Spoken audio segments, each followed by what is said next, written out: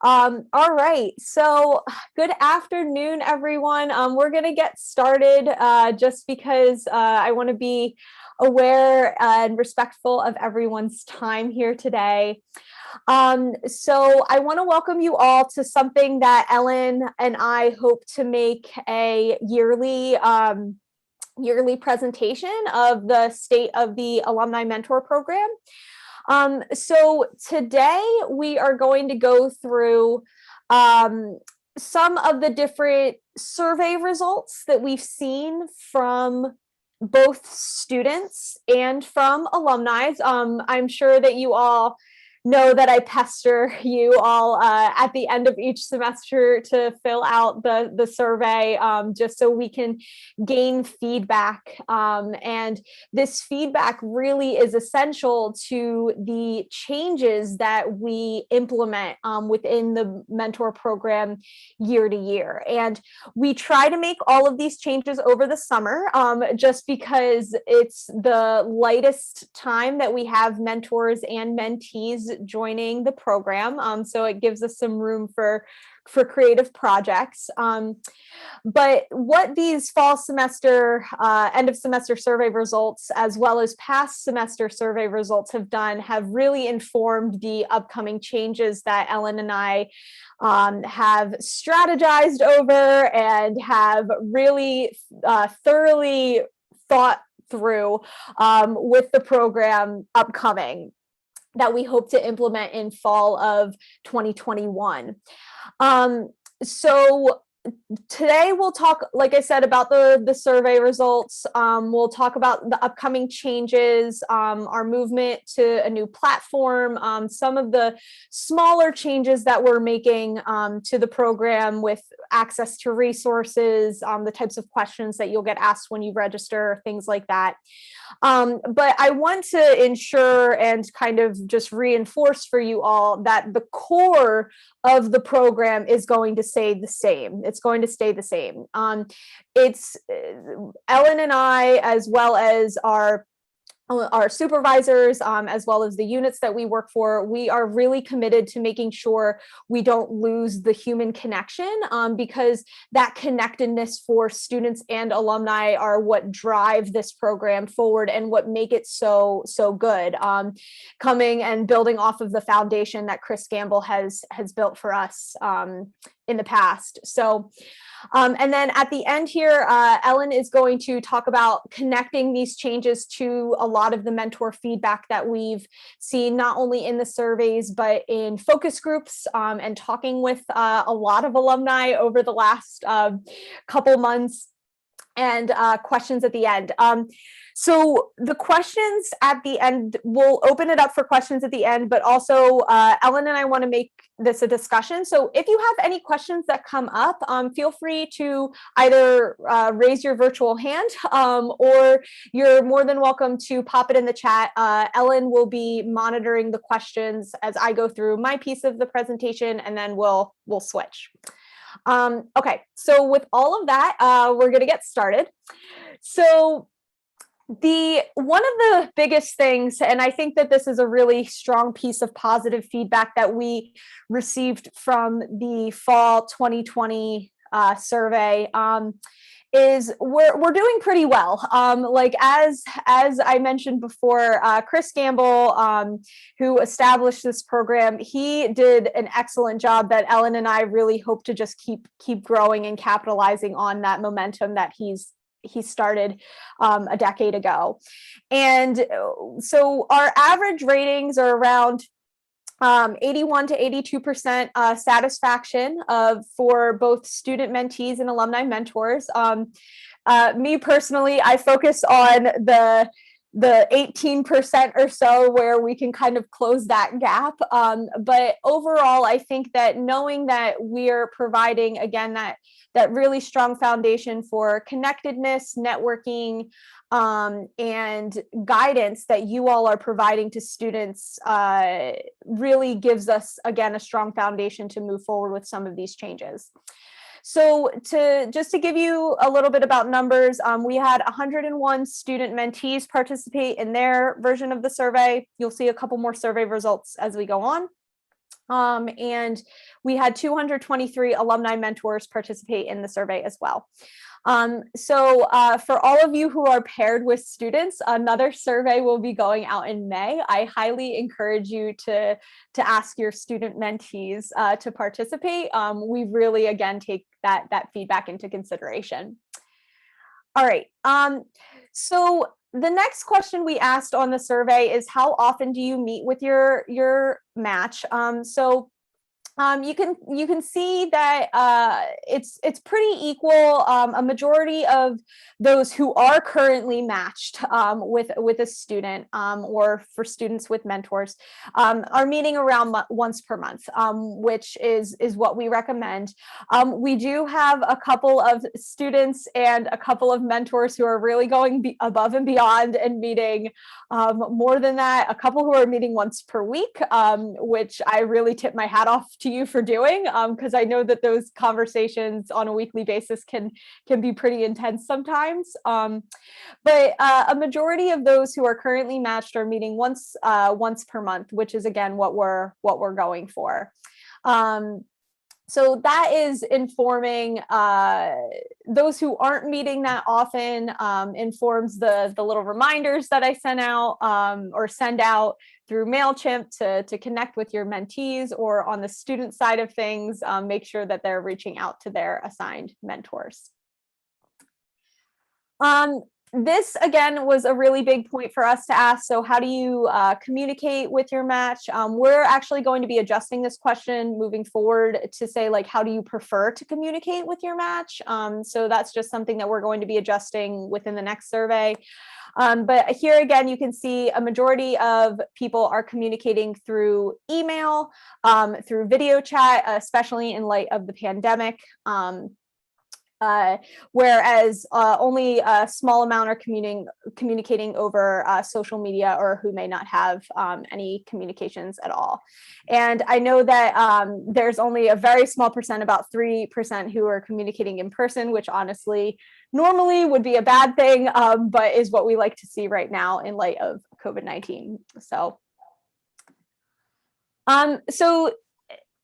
outside of the more quantitative data and the charts that I just showed, these are some of the results that we got from students in the open-ended question of, how has your mentor helped the most? So you can see these are the things that you all are really helping them with. Gaining industry knowledge. Students really appreciate the advice, the support, and the friendship that you offer.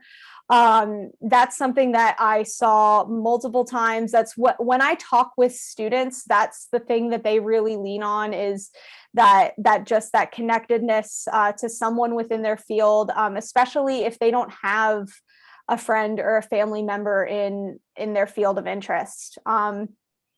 Some of the more common career areas, so internship search, law school, graduate searches, job searches, leveraging resources from both Penn State and non-Penn State resources has also been really helpful for students. And then one of the ones that I want to point out on the other side, I had, I think, 2 or 3 students who mentioned this, that all of you have offered them a professional perspective during the pandemic.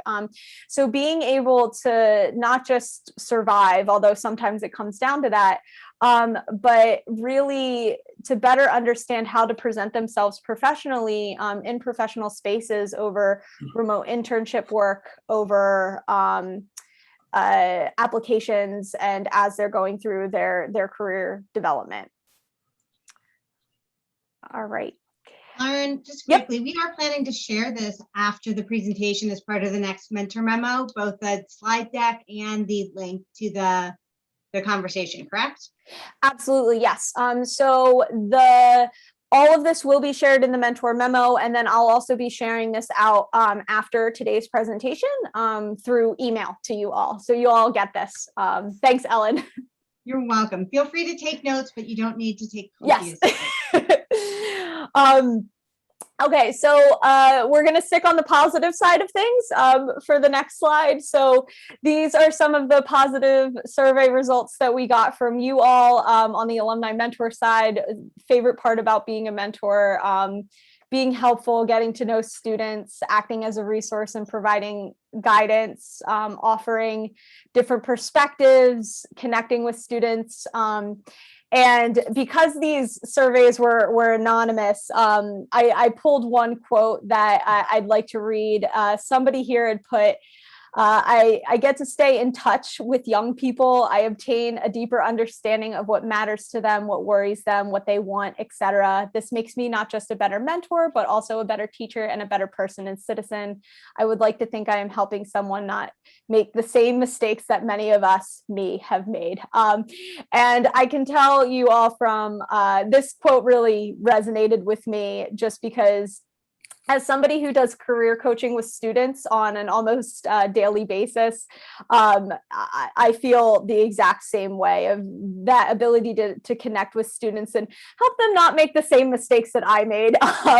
It really is gratifying and rewarding. So I want to just take the time to thank you all for your commitment to this and helping them all grow. Okay, so I don't want to just lean on the positives, because again, Ellen and I are looking to build off of those positives and move forward. So I want to also show you all what changes would improve your experience in the Alumni Mentor Program. So these are the results we got from the students. So not a majority, but about 48% had no suggestions, which again shows me that we have that solid foundation to build on. The second most common response, which I kind of thought was really funny, was they said the pandemic. Getting rid of the pandemic would improve their experience. And if I could, I would, but I don't have those types of powers. So I thought it was so funny that the students had mentioned that. Hopefully we'll be out of it and we'll be able to do number 3, which is in-person networking programs to meet their mentor. Prior to this COVID-19 year, we typically would have an in-person lunch option, but Ellen and I are going to be moving into the fall and into the spring semester of next year, thinking about different networking programs, both virtual and not, that we can build off of and create to allow students to not just meet their mentor, but also other mentors in their fields of interest.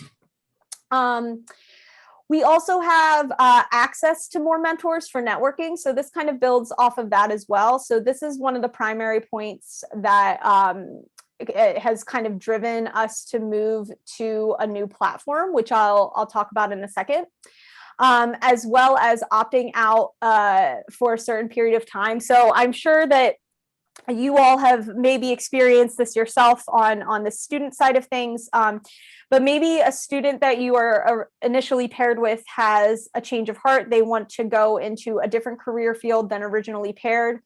As of now, right now, the way that the mentor program stands is, unless the student or the mentor reaches out directly to myself or Ellen, we don't really know about that. Like, there's no real way for us to gather that information unless you directly reach out to us and tell us about it, which we encourage you to do.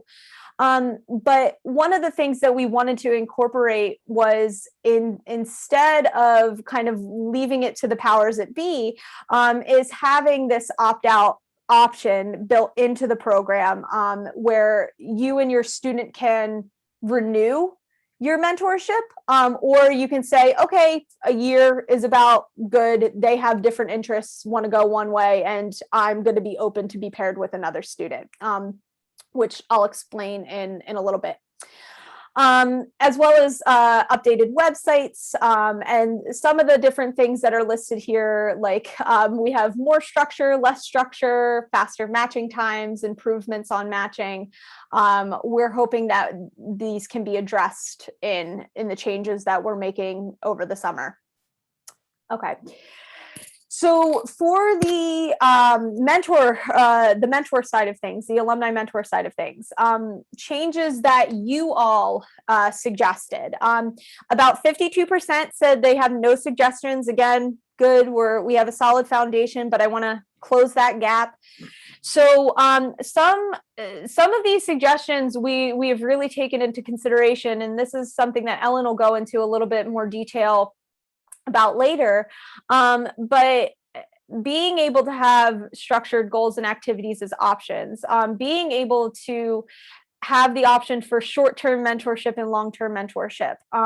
So being able to rely on other mentors within a network, so you don't feel like you're siloed and on your own island as you're trying to navigate this mentorship experience. All of these things, again, are driving some of these changes that we're building off of. Okay. So that leads me to talking about what the mentor program is going to look like moving forward. So right now, we have our homegrown database that our IT people had worked to maintain for the last 10 years. It is great and solid, kind of like an old car that still gets you from point A to point B. But as I've been repeating myself probably way too much throughout this presentation, Ellen and I really want to go from that old car that'll get you from point A to point B to a nice new car that'll move a little bit faster and has a lot more options for you to play around with. Maybe it has a touch screen. What we're doing is we're going to be, they call it sunsetting. So that's what our IT department is calling it. So we're going to be sunsetting our old database and archiving our old database at the beginning of the fall semester. And we are going to be moving to Lionlink. So Lionlink is not a standalone program within liberal arts. It is used by actually multiple mentor programs throughout the university, including financial literacy, including Schreier, Earth and Mineral Sciences, and a few other colleges that I know I'm forgetting. I think nursing uses it. The College of Science uses it as well for their own mentor programs. So the ultimate goal would hopefully to be get all of the mentor programs at the university on this one platform, and us moving over there is hopefully helping drive that forward a bit. But what this will do is it's going to allow you to connect where it still has the basis of connecting you alumni mentors with students through a matching, communication can be done either directly in the platform of Lionlink, or once you make those initial introductions, you can take it offline. So it has that option, whichever one you choose. You can link with your LinkedIn profile for an easy sign up, which is really great. It has the option to participate in discussion boards. So for instance, if a student or a mentor has a question about like a particular career field, or maybe you as a mentor like are helping your student and you are looking for a particular resource and you don't know where to find it, you can post it to a discussion board to put out to all mentors and students within this space. And it kind of creates that solid networking piece of things and resource. So again, you feel supported. It's going to be a one-stop shop for resources, events that are going on that like all of our webinars will be listed there, other events that Ellen and I will be planning. We're able to, on mine and Ellen's end, we're able to send out direct messages through Lionlink, which makes it a little bit easier for us, as well as do bulk matching, which will hopefully speed up the matching process. And as I said before, like you're able to join multiple mentor programs, including the liberal arts alumni mentor program. So for instance, if you're a mentor and you're an alum of liberal arts, but you also graduated with honors through Schreier, you can be within this one platform and join multiple programs if you would like. One of the other things that really pushed us toward Lionlink is a program called Bridges, which is going to be coming this summer, which will allow alumni to offer micro internships and projects to students. So this is kind of, again, just elevating that option within mentorship. It's not obviously a requirement, but it's just another thing that if you would like to do, you would be able to kind of offer those different types of micro projects and internships for students looking for experiences. So outside of the move to Lionlink, one of the other changes that we're going to be making is the length of matches. So this is something that I kind of described before, but instead of having you matched with a student and then you're matched until they graduate, you have the option of renewing your match. So your match will set to expire about one academic year from the time that you are matched. So after about one academic year, you'll be unmatched unless you elect to renew that mentorship.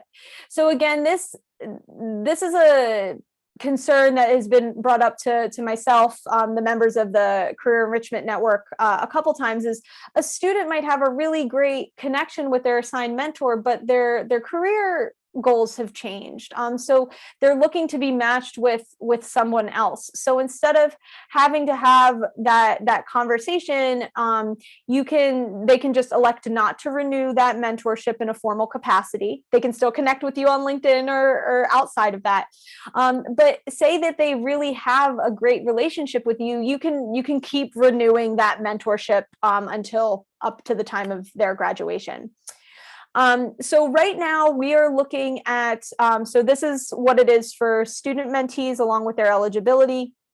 But for you all, you'll still be matched when a good fit is identified. We're not taking the human out of it. Ellen and I are going to be reviewing every single match that comes through.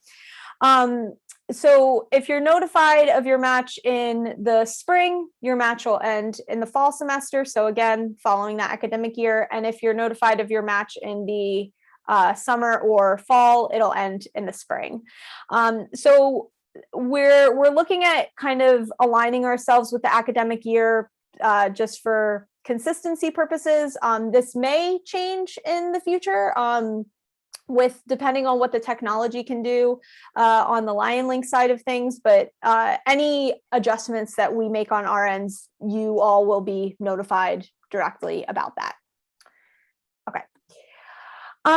We have also changed some of the registration questions. So they're pretty much the same across, like we took the core of the registration questions that are currently in our homegrown database and expanded on them. And we also benchmarked with other mentor programs at the university. So how did you hear about the program? What makes you excited to participate? What career fields do you have interest in? Or for the mentor side of things, what do you have expertise in? What skills are you looking to develop or have expertise in? And then the last two questions are new. So this is where you can indicate if you have a preference of the identity of the mentee and any of your own demographic information that you would like to take into consideration. So one of the things that I really wanted to make sure that we were acknowledging is that if, for instance, a first generation student wants to work with a mentor who was also a first gen student, because you have that connection, you would be able to be paired. Now, that's not going to be a guarantee. We're still going to, the primary consideration that we are looking at is the career field and major, because this is a professionally based mentor program. But I also recognize the importance of seeing yourself in role models and mentors. So that's something that I wanted to make sure that we are growing and adapting to. So those last two questions are going to be optional. It's not a requirement, but if you're thinking like, oh yeah, like I was a transfer student or I was a change of campus student and I really wanted to I really want to help other change of campus students who are going through the similar things. Like, put that down. That's something we can take into consideration. Same thing with like, if you are in an underrepresented minority and want to help, for instance, a student of color or different things like that, gender, sexual orientation, gender identity. These are things we can take into consideration, but are also optional. So we want to just give that space acknowledgement. Okay. We also, so one of the things that I'm excited about too, especially for our alumni mentors who have maybe never mentored before, some of our more recent grads who sign up, is that we have these optional resources and goal setting. So for those who are more seasoned, seasoned mentors, you don't necessarily have to follow this. This is just, again, an option. But we will have common goals between mentors and mentees that you can complete. So this is something, again, when I got the survey results, that some people wanted more structure, some people wanted less structure. Mine and Ellen's compromise was to provide that optional structure that you can use but is not required. So hopefully this will help a little bit. I think I have saw a question quickly. Yeah, I think I saw Sarah, you raised your hand. Yes. I was just raising my hand just because I fall into that category. Oh yeah.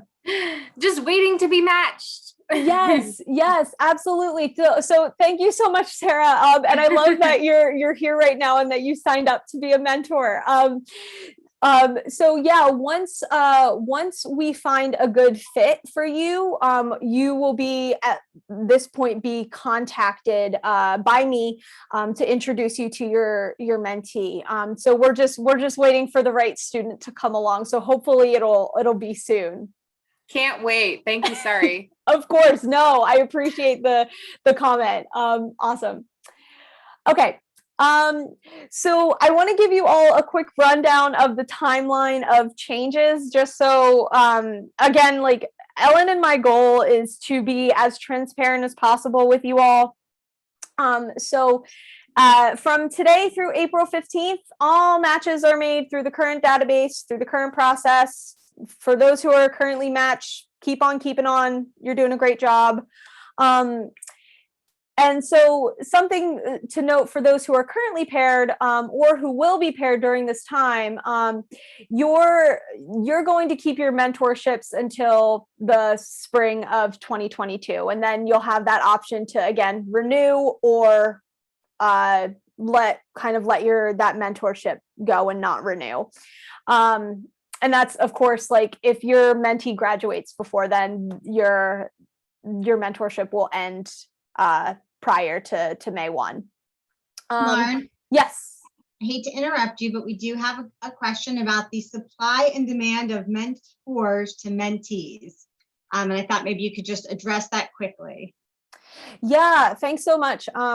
So we do right now have a surplus of mentors to mentees. We're actively always recruiting mentees in many different ways, email, department outreach, when we were on campus at in-person events, things like that.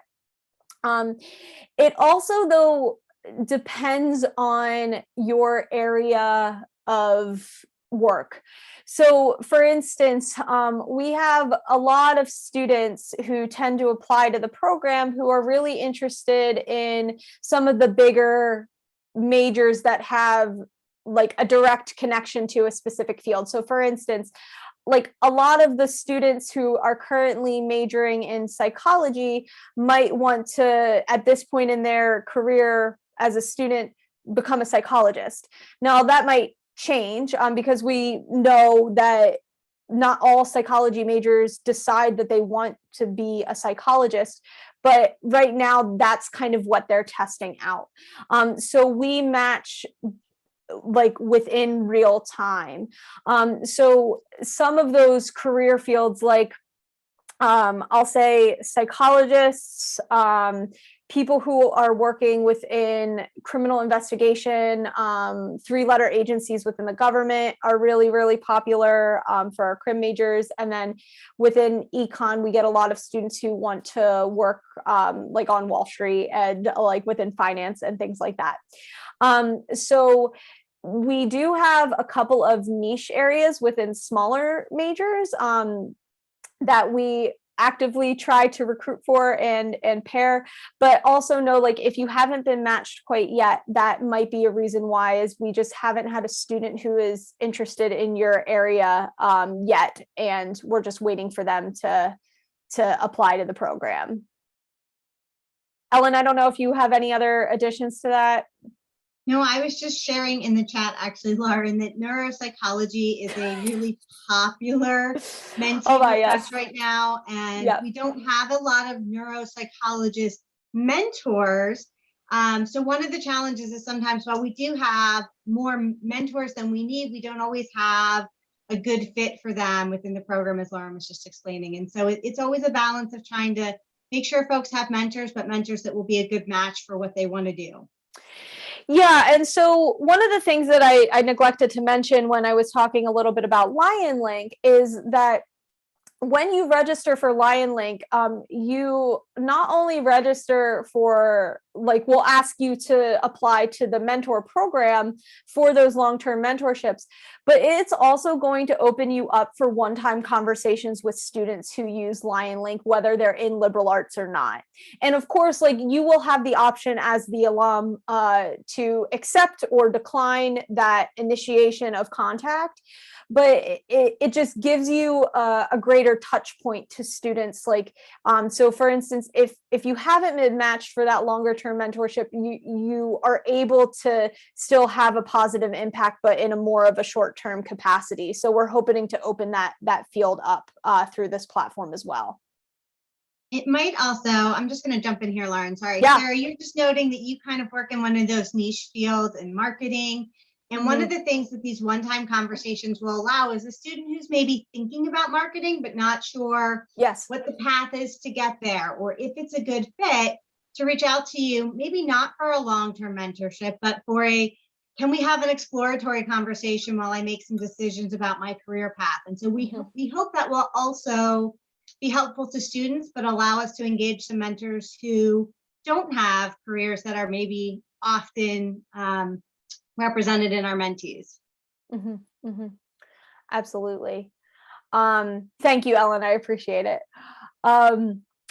Okay, so real quick to just jump back into the timeline of changes. After August 15th, that is when all matches will begin to be made in Lionlink, and the old mentor program database will be archived. So something that you all can do right now is register for Lionlink. Even though our program is not live, you can still register. I'm on there. You can connect with me. Ellen's on there. You can connect with her. So you can still go on and start creating your connections and be available for some of those one-time conversations, which can be really helpful. Okay, so I'm going to stop and Ellen is going to pick up and I'll let you take over. Thanks. So first, let me say it is really nice to see some familiar faces and familiar names. And I'm looking forward to getting to know those of you whose names are not as familiar to me. As Lauren shared, we get some mentor feedback, both through surveys, through conversations we've had this year. And some of the most common feedback we get is people asking how are matches made. We've talked a little bit about that. It's a pairing your major, your career path, where you live. If we have a student that's interested in living in a particular region and that's a focus of what they're doing. And we shared some of that in the last mentor memo. If you didn't see it, we'd be happy to resend it to you. Just send it, let me know that you're interested in it. We get feedback about structures and goals. Like, how do we, what do we do after that first conversation? Do we let the student guide this? Do we guide it? And so we get a lot of requests for providing some additional activities or guidance on what to do with my mentee, or what kind of conversations to have if they're not bringing me things to talk about. Resources has been a big one this year, particularly what else is available on campus in terms of financial literacy or counseling services, anything that you can think of. We get asked about in terms of where else can I direct my student for additional information or additional help. Understanding what's communicated to mentees in terms of expectations. We get asked a lot, are the students told this, or is this shared with the students? And that's a great question, because you having an understanding of what is shared with the students and communicated to them will help you guide that relationship. Ideas for handling challenges. Lauren talked a little bit earlier about sometimes students going a different career path. They're not all mature enough to maybe send you an email or call you and say, hey, I'm going a different direction. This has been great, but thanks. Sometimes they just disappear. We call that ghosting. I know that it's happened to a number of mentors, and we want to be able to provide some ideas on what to do if a student ghosts you, or just know that you're not alone, that they're young people, they're learning. Some of them are learning quicker than others, and they don't all handle those situations as we might hope. Opportunities to connect with other mentors, and a mentor directory has been a really popular request, and opportunities for those short-term mentor relationships that we talked about, either because you have sort of a niche career field and it will be hard for us to find a permanent match for you, but you do want to be involved more regularly, or because you have young kids, you're changing careers, you are doing something or other that requires you to have more constraints on your time, and you would just like to have a mentor relationship that might be 1 or 2 conversations and not a full academic year. Next slide, Lauren. So we listen to your feedback. We want you to know that we have heard the things that you have asked about. We take it all into consideration.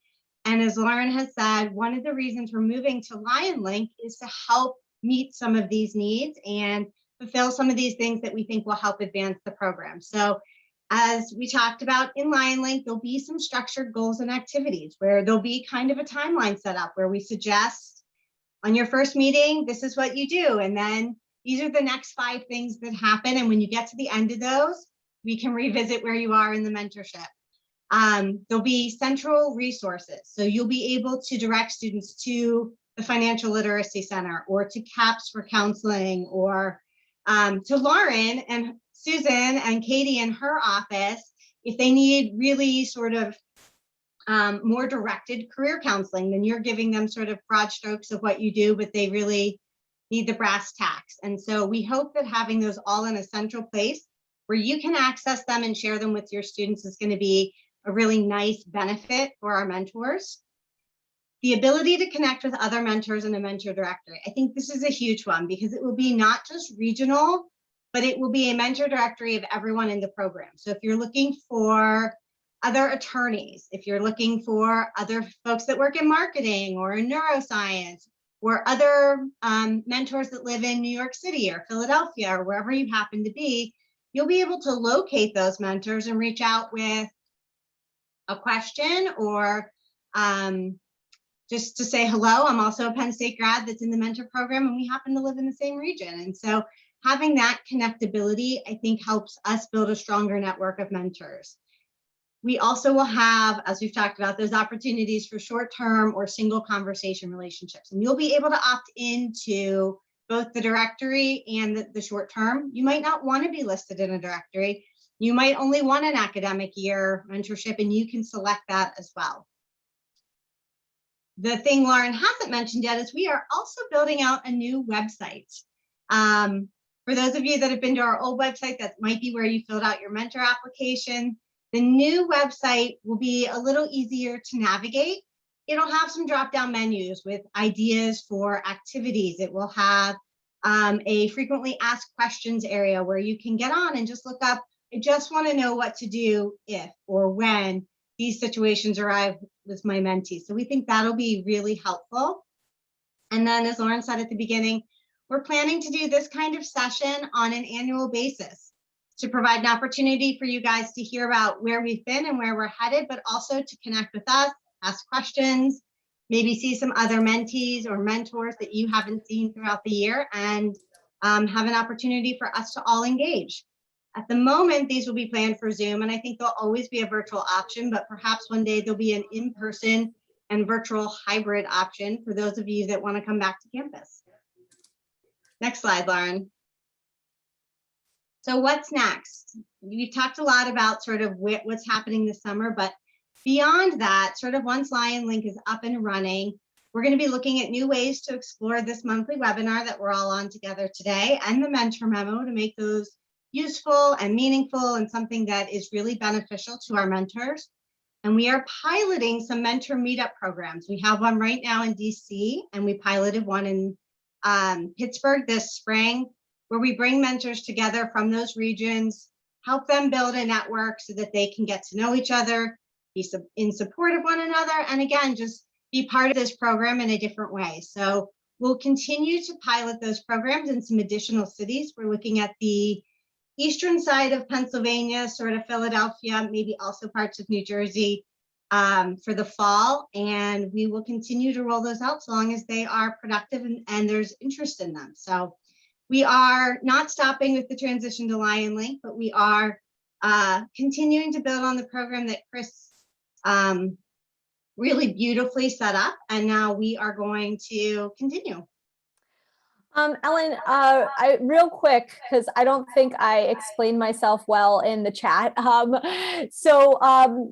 had mentioned in the chat that he's in his 70s and he's worked with 2 mentees and has plenty of time to work, but he's wondering if he's too old to be a mentor. So I'm wondering if you could talk a little bit about the mentors for the mentors idea that we're tossing around right now. So what maybe it should have been another bullet point here, Paul, and just so you know, I don't ever think somebody's too old to mentor, but maybe you've been out of the career field for a while and you're wondering, your particular field might look and feel a little different than it did when you were there. We are looking at a Mentoring the Mentors program, and it's not quite on deck, but it's coming, and it will give some of our experienced mentors the chance to mentor some of our younger mentors and provide some best tips and practices and be in support of them. Mentoring is a really rewarding relationship, but sometimes the mentors need somebody to bounce ideas off of or say, hey, I'm not sure where to go with this conversation, or I have a student that has really unrealistic expectations. Do you have suggestions for how I provide some more realistic options for them and what things might actually look like after graduation? And so a Mentoring the Mentors program is definitely on our radar, and we will keep you posted on that for anyone that's interested.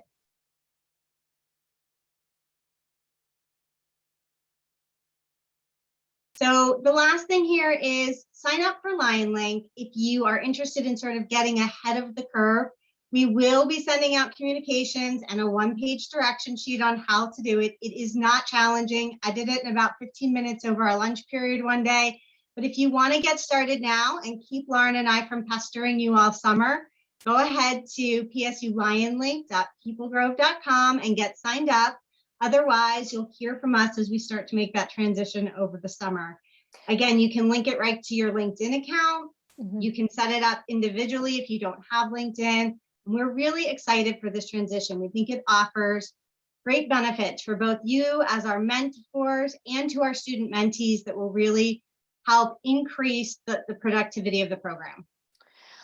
One thing just to add off of that real quickly is Ellen and I are going to be holding open office hours throughout the summer if you need help with signing up for Lionlink. So know that if you stumble and you're not exactly sure, if you're having any trouble, we will be posting those office hours in May.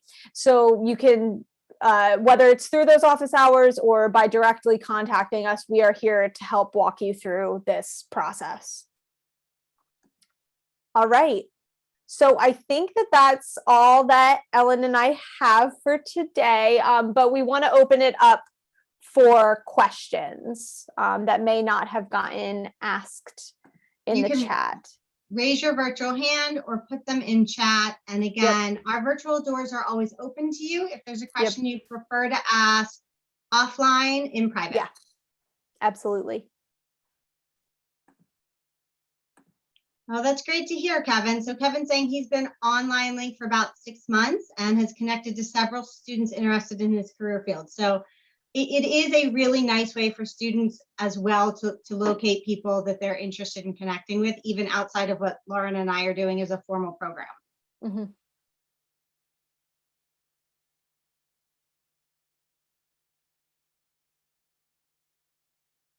Does anybody else have any other questions or anything else they wanted to share about their experience with the program?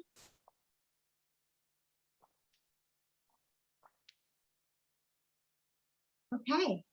Yeah. Bye, Michael. I see you waving. I was just gonna, you have a question? You just need to come off mute. There you Okay. go. Okay, can you hear me now? Yeah. Okay. It was discussed before about the age of some mentors. I'm guessing one of the older mentors, and what it's like for some of the students, the younger students. There's, I won't say a good and a bad, but there's a positive and a negative from a certain perspective. Number one, we of the older generation have a lot more work experience, a lot more life experience. And I know some of my mentees really appreciate the fact that I know so much about what I've done career-wise and can offer them assistance, help in any fashion that I can. But there's also the idea that someone who's 19 or 20 years old might feel more comfortable with a 28-year-old mentor, someone who's more in their generation.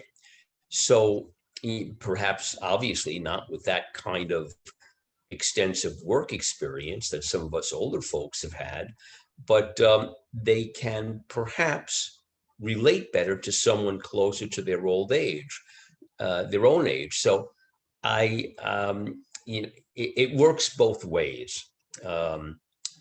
There's no particular point I'm trying to make, except that we of the older generation have a lot more work experience, and some of the younger mentees really appreciate that. Some of them might feel more comfortable relating to someone closer to their own age. I know I'm working right now, and we had a Zoom session yesterday, and it was wonderful. Someone who's a second-year student. She just turned 20 2 weeks ago. But she and I are doing fine. That might not always be the case. Anyway, I just tossed that out as, age, I don't know if I want to use the expression double-edged sword, but that's what it can be at times. Well, Michael, I think If you're anyone else pretty has well had that taken. experience. And some students would prefer to have somebody with more years of expertise and experience, and some might be more comfortable, as you said, with somebody closer to their age. And that's the wonderful thing about the program is, if it's not a good match, we'll make it a better match. We'll look for something that is a better match on either end. I think the other thing is, I certainly want to make sure I'm clear in suggesting the mentoring or mentors program is not something we're going to put you in when you reach a certain age. You will always have the option to mentor students. It would be available to those who are interested and would like to participate, and you can choose to do that and continue to mentor students. So I just want to make sure everyone understands students are the first priority. The mentoring, the mentors idea is something we're thinking about and starting to explore, just as a way to keep some of our mentors who aren't comfortable with students any longer engaged, because they do have such great expertise. Okay. Well, thank you, Ellen. You're welcome. Anything else? I see lots of folks on here who I haven't heard from this year. Do you have any questions or anything you wanted to add? I just want to say how excited I am for this opportunity. I am a recent graduate. So I graduated in 2020 in August, but I'm a Penn State World Campus student. So that's why, like, whenever I told people in the chat that I'm niche, it really is like, I think I am, because I'm not really an adult learner. I'm only 25, but at the same time, like, I was on the non-traditional path. And so I really appreciate the idea of like being linked up to someone who maybe is like, you know, has gone through some of the same things that I have, because I really do think that like that one person had said, you're able to make sure that that person doesn't make the same mistakes that you made. And I think that all of us as mentors like have that in mind, like, yeah, I think we've all made those mistakes. We want to share that that experience with others. So I'm really excited and super thankful to be a part of it. And Michael, one of the things I wanted to say to you is like, I think people with more experience, like they have so much to offer. So I'm also really excited for that opportunity to like be able to talk with people who are more experienced. From myself as another alumni, just being able to learn and expand my horizons, even in my field. So thank you so much. So that's a perfect segue into me just reminding everyone, one of the nice things will be that this mentor directory that will be created means, Sarah, if you want to reach out to somebody that works in your career field that's a mentor that's been there for a while, or to Michael because he's just a super engaging, nice guy, and say, I'd like to know more about your role as a mentor or what you've done professionally, you'll have the option to make that connection. And so we really do hope it will build a stronger network of mentors. In addition to you guys being able to mentor students, you'll be able to help each other. And you all have so much wisdom and expertise. Sharing it among yourselves will really make the whole program stronger. Thank you. Alan, if I could just toss in a quick comment. Of course. I happen to be on the Alumni Society board along with Michael. And Michael, I think I'm actually older than you are. So in any event, but I'm glad, Sarah, you mentioned the World Campus thing. Actually, that's one of the things we're focusing on. For the first time, we're going to have a new member of the board, Liberal Arts Board, that is a product of the World Campus. And in addition, we just got done doing a survey of graduates within the last 10 years, focusing on communications and that, and how better can we communicate with them, and how can we also take advantage of their position since they're doing the jobs that our undergraduates are focused on. But one of the things that come out of that survey, and we've got to work on this, is how to make the better connections, including mentoring with people in and from the World Campus. And number two, how do we make better connections and more connections with students in the Commonwealth campus system? And, you know, that conceivably can include people whose experiences at University Park, but they're living in an area where there is a Commonwealth campus. And a lot of those students need guidance as much or more than some of the students at University Park, because we've got a very high percentage of first generation students at some of those campuses. In fact, it exceeds more than 40%. And so there's a real need for that. And so that is on our list of things that we got to work on. So thanks for sharing that, Dick. Andrea, I see you've got your hand raised. I wanted to thank Richard for bringing that up, because being here in Nevada, I know when I was we were doing the college fairs, it was very difficult to get admissions to even allow World Campus brochures on the table, even though most of the students here in Nevada are World Campus students. They don't actually go to University Park. So I'm really happy to hear that the alumni group and the folks are thinking more about the connection, because I haven't probably been to a college fair in probably 2 years, but prior to that, it was really hard to get the two to work together, the university part and so I'm glad that there are folks actually looking at this, because I really think it'll help our World Campus students from places out west where I live. It's very hard to talk to students who have never been to University Park, have never intention to be there, and then use the information that's coming from the university to try and make those links. So Richard, I'm really happy that you brought that up. That's great. And for Sarah for bringing the World Campus up in general, I think it's super important. So thank you. Wonderful. Thanks, Andrea. Michael, you were going to jump in there. Sorry. Just to mention, Dick, you were mentioning age. We were in the same class, so we can't be too far apart in age. You assume I got there just as quickly as you did, though. You know? Oh. All right, everyone. Well, we are just about at the end of our time here. Lauren and I will hang out for a few minutes if anyone has any last minute questions, wants to ask anything on their own. But thank you all for joining us. Thank you for your service to the mentor program and for your expertise and guidance that you share with our students. Seriously, I as somebody who works with students every day doing career coaching, I am constantly in awe of the feedback that I receive of the students who are in the program and how much they just appreciate the work that you all do with them. It's such a great program that Chris has created, and Ellen and I are really just hoping to elevate it and make it better. So thank you all for your commitment and your time today. Lauren